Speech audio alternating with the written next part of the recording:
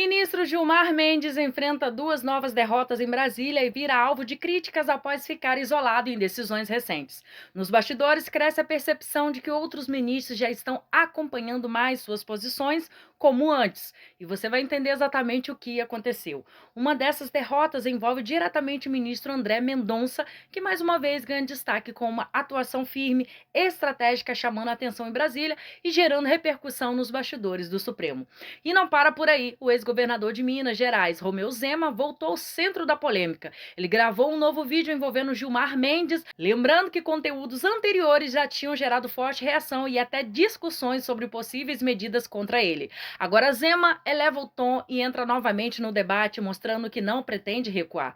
Além disso, tem mais um ponto que está chamando a atenção: uma nova movimentação do presidente Lula em Brasília, em meio a um cenário político já tenso por uma atitude recente do presidente que surpreendeu muita gente e levantou questionamentos sobre os próximos passos do governo. Ou seja, são três situações fortes acontecendo ao mesmo tempo, e todas elas com grande repercussão.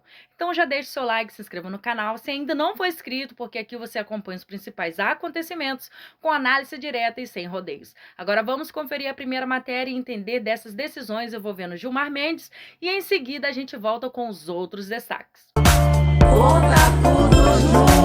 Decisões mais intrigantes e reveladoras dos últimos meses, dos últimos tempos, talvez do último ano.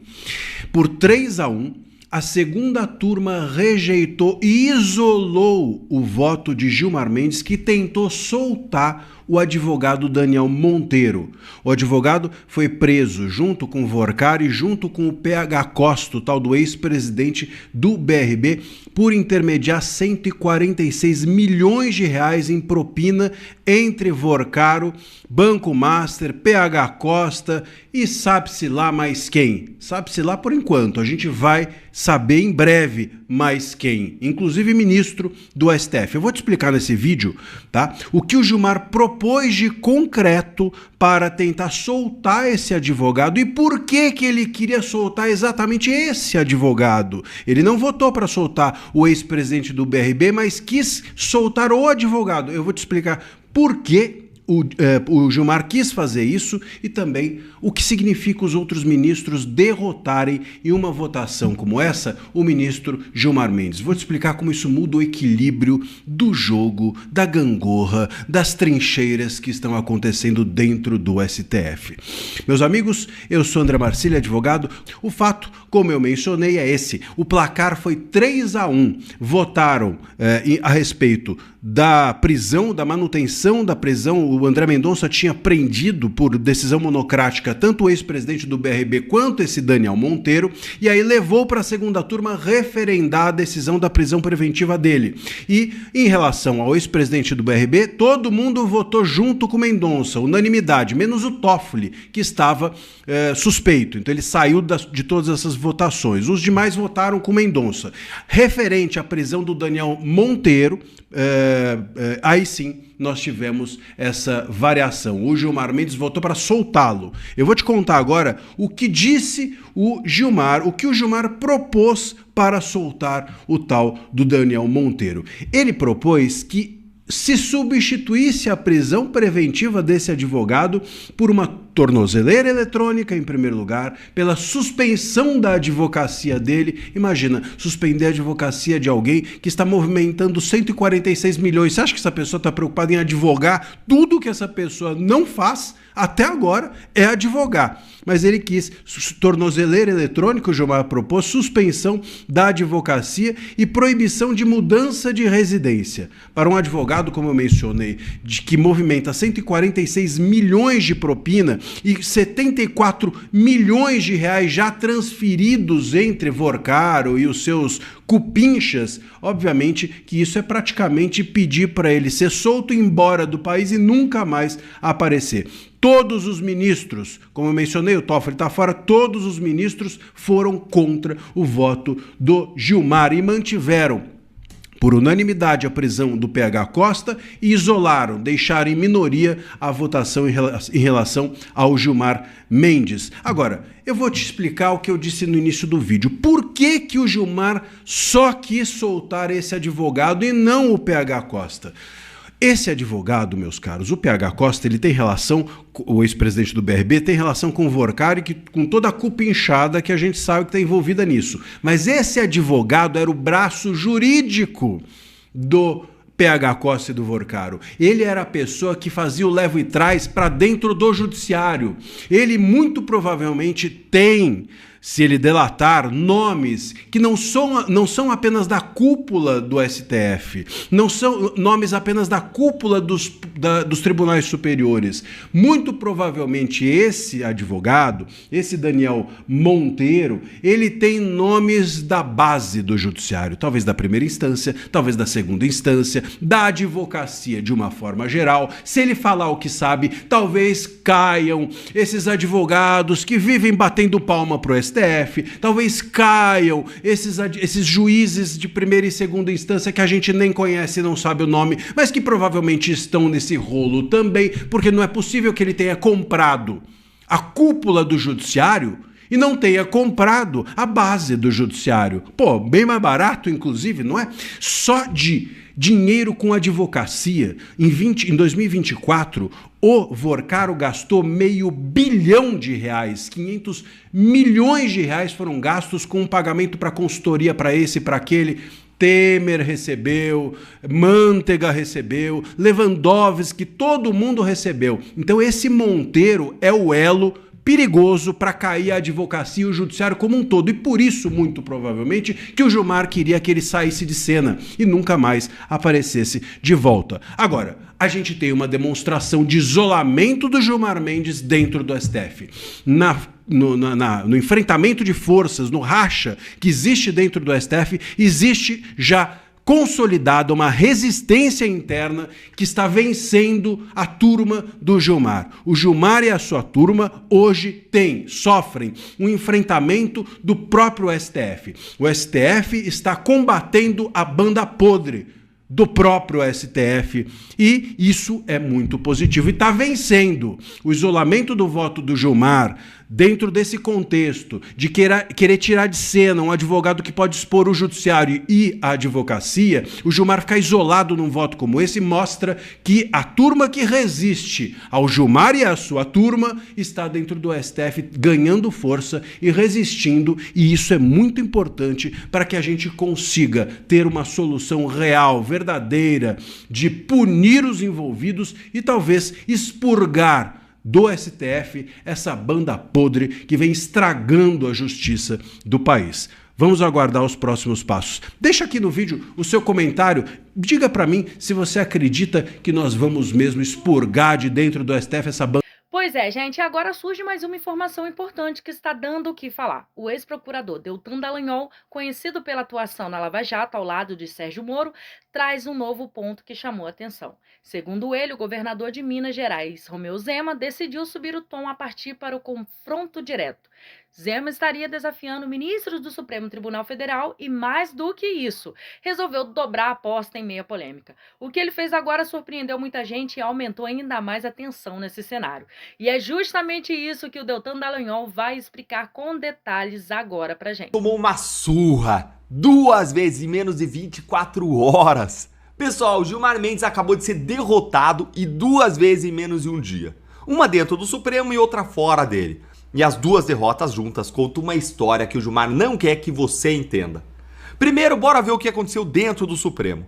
Na última sexta-feira, a segunda turma do Supremo votou para manter a prisão preventiva do Daniel Monteiro. Quem é ele? O advogado preso no caso Master por suspeita de ter negociado 146 milhões de reais em propina com o Daniel Vorcaro. Gente, isso aí é mind-blowing, explode a cabeça. 146 milhões em propina negociadas. Qual foi o placar?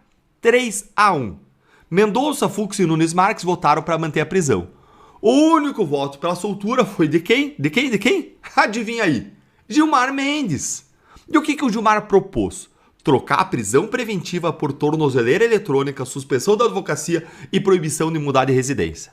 Gilmar queria que fosse solto o cara acusado de movimentar 146 milhões em propina e que recebeu do Vorcaro a ordem literal de travar tudo, ou seja, bloquear pagamentos, documentos para obstruir a investigação. É um caso clássico de prisão. Aí o Gilmar quis tornozeleira eletrônica para isso. E tem um detalhe que a maioria vai deixar passar. Na votação sobre a prisão do PH Costa, que era o ex-presidente do BRB, o Gilmar votou junto com os outros ministros para manter a prisão. O placar foi 4-0. Ou seja, Gilmar quis soltar o advogado, o operador da propina de 146 milhões, mas não quis soltar o cliente que recebeu a propina. Pensa quem que é mais perigoso. O cara que recebeu a propina é um cara que tem que ficar preso dentro das circunstâncias, se tiver prova para prender, prova para manter preso. Agora ele é muito menos perigoso para a sociedade. Ele sabe muito menos do que aquele outro que operava e pagava as propinas. E aí o Gilmar quis que ficasse preso o cara que recebeu, mas quis soltar o cara que pagou, que sabe quem recebeu, todos os clientes aí, todos os políticos que receberam milhões de propinas. E esse cara Gilmar quis soltar. Pensa comigo o que isso significa. Vai contando o que você acha aí nos comentários. E agora vamos para a segunda derrota. E essa aqui é cômica. O Gilmar pediu a Moraes para incluir o governador Romeu Zema no inquérito das fake news. Qual o motivo? A série dos vídeos Os Intocáveis, em que o Zema usa bonecos de inteligência artificial ali de pano para satirizar ministros do Supremo. E qual foi a resposta do Zema? Alguns dias depois, ontem, o Zema simplesmente foi lá e publicou o 5º capítulo da série, com novos fantoches aí do Gilmar, do Moraes. E eu vou mostrar agora para você esse vídeo, porque é totalmente imperdível, gente. E em seguida, eu vou te explicar um detalhe que pouca gente percebeu no final do vídeo. Acompanhe aí comigo que, como eu disse, é imperdível. Os intocáveis. Os intocáveis. Digníssimo. Manda tirar esse negócio do ar agora. Bom dia pra você também. Isso é bullying. Qual o BO agora, digníssimo? Esses intocáveis do Zema. Ninguém liga pra saber do meu dia. Tira do ar. Saudades quando o Daniel me ligava só pra ouvir a minha voz. Tira do ar. E prende esse Chico Bento Mineiro. Uai, achei ofensivo. Vossa Excelência aparenta níveis elevados de estresse. Temos que acabar com ele. Trata-se de tutela da honra. Hã? A minha honra. Eita, calma. Estresse da calvície. Ponderarei. Eu tenho 129 milhões de problemas aqui. E? Tu vai me implicar com o Zema agora? Tem de acabar com isso. Porcado querendo abrir a boca. Isso é bullying. Deixa quieto isso aí, pelo amor do foro. Fico tristonho. E eu não gosto desse mineirinho, não. Aquele cabelo todo alinhado, grisalho, esvoaçante ao vento, hidratado, disciplinado. Ele é uma ameaça institucional. Primeiro o povo ri, depois ele entende e depois a gente se ferra digníssimo. Como é que eu faço? Você não tem aquele inquérito das fake news aí, que já tá aberto há 7 anos? Olha a pressão. E onde você coloca tudo que não te agrada, te irrita ou te contraria emocionalmente. Respira. Inspira, Eita. expira, censura. Boa. Digo segura. Censura mesmo. Ah, É só colocar outro nome. fácil. É só não chamar de censura e chamar fake news. Boa. É técnico. Isso. É científico. Voa digníssimo. É quase espiritual. Brilha. Trata-se de contenção informacional qualificada. Go. Notório saber jurídico. Claro que cabe mais um inimigo nosso. Quer dizer, a democracia, claro. Claro. Inclusive, não sei se você já leu o meu livro. Livro? Mas você poderia aprender muita coisa lá, viu? Dê um trecho pra mim aí. Isso, já sei o que colocar no lugar dos intocáveis do Zema. Cansado de ler sobre corrupção dos outros? Que tal ler sobre Gilmar? Você vai se emocionar. Com capítulos como Gilmar Mendes, o pai da lei. Mas cuidado, se rir, já sabe. Compre hoje. Intocáveis. Os intocáveis. Gente, muito bom. E ó, presta atenção. Fim. Os intocáveis. Será? Os intocáveis. Olha aí, ó. No finalzinho. Castigar ridendo Moraes. O que isso aí significa? O que isso aí significa? Olha aqui comigo, ó. Castigar ridendo Moraes. É uma expressão latina que significa corrige os costumes rindo. Não é Moraes, é Mores, desculpa. Castigar ridendo Moraes. Tem o Moraes aí no meio também, mas é Mores. Corrige os costumes rindo.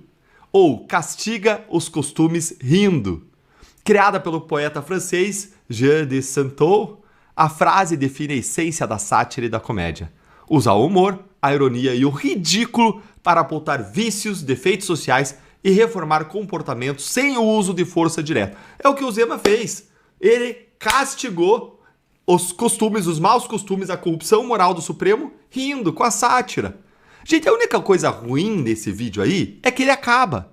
O Gilmar tentou intimidar com o inquérito e o alvo dobrou a aposta. Zema dobrou a aposta. Não recuou. Ele fez mais um vídeo, que é uma sátira, que é liberdade de expressão, que tem amparo constitucional.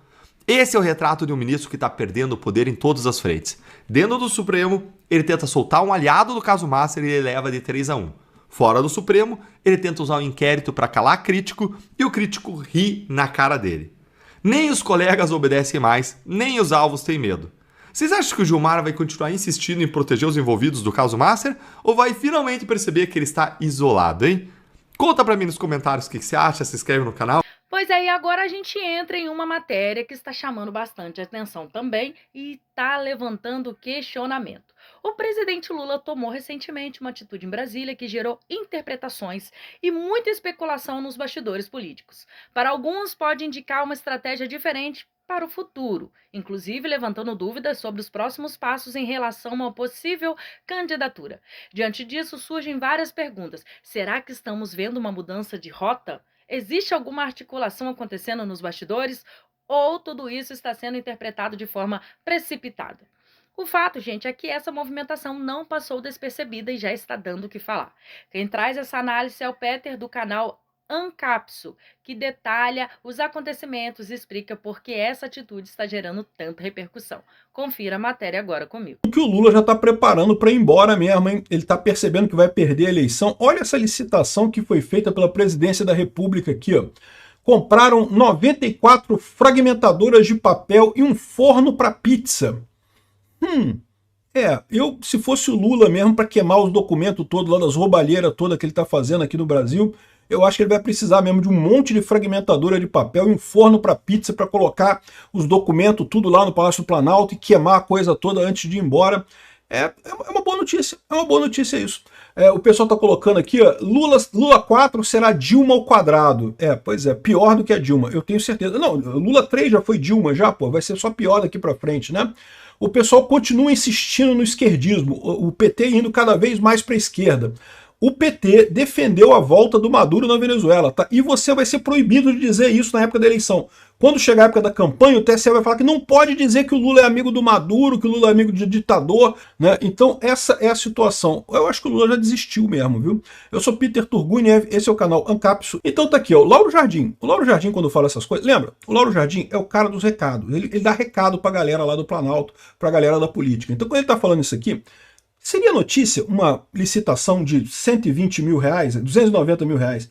Em termos de licitação do governo brasileiro, isso é merreca. Eu sei, 290 mil reais é muito dinheiro para mim, é muito dinheiro para você também. Mas para licitação do governo brasileiro, isso aqui é um peido, cara. Isso aqui o cara nem limpa a bunda disso, ele peida isso aqui, nem passa um papel higiênico depois, porque não precisa, né? É muito pouca coisa, né? Pro Lauro Jardim tá falando, ele tá mandando um recado, cara. Isso aqui é um recado, olha só. O pessoal aí dos ministérios do Lula, comprem fragmentadora. Lembra que a gente vai ter que sair daqui no final do ano e temos que esconder as provas todas da roubalheira que a gente fez. Não podemos deixar as provas, porque vai entrar o Flávio Bolsonaro ano que vem, o pessoal vai investigar as roubalheiras e aí vai dar ruim pra gente. Então, ó, comprem. Esse é o recado que ele tá dando aqui, né? Pro resto do pessoal da administração petista, né? Se prepara que tem que fazer isso, né? Porque é lógico. Comprou um forno de pizza e máquina de salgados e doces, né? Isso aqui é besteira. Forno de pizza, porra, lindo de morrer. Bota documento dentro do forno de pizza, liga o forno de pizza e faz aquela pizza maravilhosa para servir a pizza da corrupção aqui no Brasil, para ninguém saber o que o Lula fez esses anos, esses 4 anos aí que, de alguma forma, o STF foi lá, ó, botou o dedão na balança e botou o pinguço corrupto lá no poder. Né? Ninguém pode saber das coisas, né? Ele tá dando um recado. O pessoal do STF, Alexandre de Moraes, Gilmar Mendes, Toffoli, vocês estão aí fazendo entrevista, tentando reverter a coisa. Presta atenção, tá na hora de começar a comprar fragmentadora, comprar forno de pizza para queimar as coisas, porque né, já deu, a gente já perdeu essa parada. Já tá na hora de começar a fazer contenção de danos, né? Vamos dar um jeito de assumir com as provas aí, de queimar a coisa, né? Para tentar sobreviver depois, o mínimo de tempo de cadeia depois possível para o Lula e para os ministros do STF, né? A minha visão é, só pode ser isso, esse recado aqui, não tem lógica nenhuma. Falar de uma licitação de 291 mil reais, isso é peido para o governo federal. Aqui, ó, Lula está com uma licitação em andamento para comprar equipamentos destinados a diversas unidades da Presidência da República, entre elas a cozinha do Palácio da Alvorada. Tem de tudo, desde forno de pizza, máquina de salgados, mas o que mais chama atenção é 94 fragmentadoras de papel. Segundo o edital, os equipamentos deverão ter capacidade para destruir cartões magnéticos, DVD, CD, tem que poder destruir tudo, botar o HD ali, botar disk drive, não sei o que lá, CD, moer a coisa. Tem umas fragmentadoras que fazem isso, tá? Para destruir coisa, para garantir o segredo, né? Isso é importante mesmo, tá? Eu aconselho as pessoas a terem isso, porque, não sei se você já viu esse problema, né? Você tem um cartão de crédito, aí o cartão de crédito passou da validade. O que você faz com esse cartão de crédito? Você não pode jogar no lixo. Senão o pessoal vai tentar usar o seu nome para dar golpe por aí, né? Mesmo que o cartão já tenha passado da validade, o pessoal pode tentar dar golpe com isso, né? Então, o ideal é você destruir o cartão. Só que dá trabalho você quebrar aquele cartão, né? É uma merda. Aí se você tem uma fragmentadora dessa, você joga o cartão de crédito ali, ela fragmenta, porra, e acabou, né? Celular velho também, né? Como é que você joga celular velho? Você tem que lembrar que tem que apagar o celular antes de jogar fora, tá? Porque lembra que se jogar um celular velho na lixeira é arriscado pra caramba. Alguém acha o seu celular, consegue dar boot nele, consegue pegar suas informações, acessar o seu aplicativo de banco, não sei o que lá, pode fazer um monte de coisa contigo. Não se joga celular velho na lixeira. Então, qual que é a alternativa? Fazer uma fragmentadora. Mas, além disso, é muito comum, né? Aliás, dizem que lá na Argentina, nos últimos dias do governo do Alberto Fernandes, chegava a sentir cheiro de queimado perto do palácio lá da Casa Rosada, lá da Argentina, de tanta coisa que o pessoal estava queimando lá, botando coisa. O governo do Orbán, lá na Hungria, agora também que perdeu a eleição, né? Em maio deve entrar agora o novo presidente da Hungria, né? O novo primeiro-ministro da Hungria, o Peter Magyar, diz que também está uma queimação de documento, né? Queima os documentos, tudo, queima tudo aí, porque, né, vai entrar a oposição, vão achar um monte de coisa, né? Então, aqui é só isso a notícia, é só isso. Ó, fizeram uma licitação para comprar máquinas fragmentadoras de papel. É o aviso. É o Lula avisando o pessoal do STF, o Alexandre de Moraes, Toffoli, Gilmar Mendes. Esquece, meu amigo, já passou essa fase de tentar justificar as coisas, fazer discurso, fazer entrevista, essa fase já passou, já era, não dá mais. Agora, fragmentadora é o caminho, fragmentador e forno de pizza. Joga os papel tudo lá no forno de pizza, ataca fogo ali, acende a coisa, né? Faz aquela pizza gostosa com as provas todas que você sabe que tem contra você e pronto. Esse é o caminho, galera. Estamos perdendo essa guerra. Vai entrar o Flávio Bolsonaro, ele vai fazer uma limpa nessa porra. Vai olhar o que tem aqui, vai achar um monte de coisa. Então, esse é o recado do Lauro Jardim, que na verdade está no recado do governo Lula, evidentemente, né? Se prepara, galera, é para fragmentar a coisa toda mesmo, tá? E o pessoal já está dizendo aqui, ó, opinião do Estadão, Lula 4 será Dilma ao quadrado. Não, o Lula 3 já foi muito pior do que Dilma ao quadrado. O Lula sempre foi um socialista, é isso que eu falo pro pessoal. As pessoas acham que não, que o Lula governou bem, foi a Dilma que fez merda. Não, meu amigo, a Dilma, ela só deu o azar de pegar a consequência do que o Lula fez. O Lula pegou um governo razoavelmente ajeitado do Fernando Henrique Cardoso e conseguiu cagalhar a porra toda. É verdade. Isso é o problema. Os efeitos de um mau governo não aparecem imediatamente. Eles demoram um tempo para aparecer. E aí que você vê a situação. Explodiu na Dilma, né? A Dilma piorou a coisa, é verdade, porque ela também é socialista pra caramba, também cheia de coisa de criar dinheiro, né? Imprimir dinheiro, fazer dinheiro do nada. E isso sempre ferra com a economia completamente. Mas muito do problema da Dilma foi justamente as medidas do Lula que ele tomou de imprimir dinheiro, de dar crédito fácil, não sei o que lá, e causou o problema todo naquela época, né? Então, o Lula 3, quando voltou agora, mais uma vez, pegou um governo relativamente ajeitado do Bolsonaro e já tá cagalhando a coisa toda, mas dessa vez foi muito mais rápido, porque o Lula tá com pressa, meu amigo. O Lula quer cagalhar o governo muito rápido, quer torrar dinheiro muito rápido, porque ele sabe que ele não consegue ficar muito tempo, né? E aparentemente já chegou nessa conclusão aqui. Em Barcelona, num fórum progressista, o presidente e eterno candidato Lula lamentou que a esquerda sucumbiu à ortodoxia e teria sido obrigada a governar com austeridade. Ou seja, olha o que ele está falando aqui. Ele não queria isso, não. Ele não queria, porra, ele quer gastar dinheiro como se não houvesse amanhã. Agora, imagina o que esse cara vai fazer se ele ganhar a eleição, bicho. Ele vai pensar, bom, eu não posso me eleger mais, então não preciso mais ter austeridade nenhuma. Foda-se, vou enfiar o pé na lama, vou quebrar a porra desse país só de raiva. Só pra fuder completamente o país mesmo, né? Aqui, ó, o diagnóstico ecoa o programa elaborado no último congresso do PT, que volta a enxovalhar o neoliberalismo. Eu acho muito engraçado isso, porque o neoliberalismo é já socialismo, é praticamente socialismo. O neoliberalismo é exatamente socialismo, um pouquinho com visão de mercado, mas... E a esquerda bate no neoliberalismo, né? Como se fosse isso o inimigo, cara. Que coisa impressionante, né? e promete turbinar o Estado como motor da economia, o que não é. O Estado não produz nada, o Estado só atrapalha. Se você aumenta o Estado, você atrapalha mais a economia, você atrapalha mais as pessoas, você tira a liberdade, você só piora a situação, né? O país acumula mais de uma década de déficits primários, a dívida bruta saltou de 52% do PIB para 86% do PIB nas projeções, né?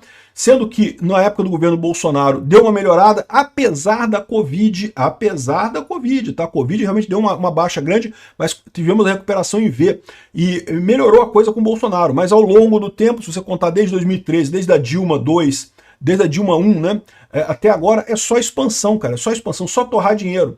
E o grande risco é a gente voltar à inflação da época do Sarney, porque é isso que vai acontecer, inevitavelmente. Esses planos maravilhosos que, diga-se de passagem, eram iguais aos planos desenvolvimentistas dos milico lá na época da ditadura militar, só fizeram plano merda os milico aqui no Brasil, pô, economicamente uma nulidade isso daí. O plano do Lula é o mesmo dos milico e causa inflação pra caramba e não resolve problema nenhum. Pode até dar um boom no primeiro momento, parecer tal. Lembra do milagre brasileiro da década de 70, né?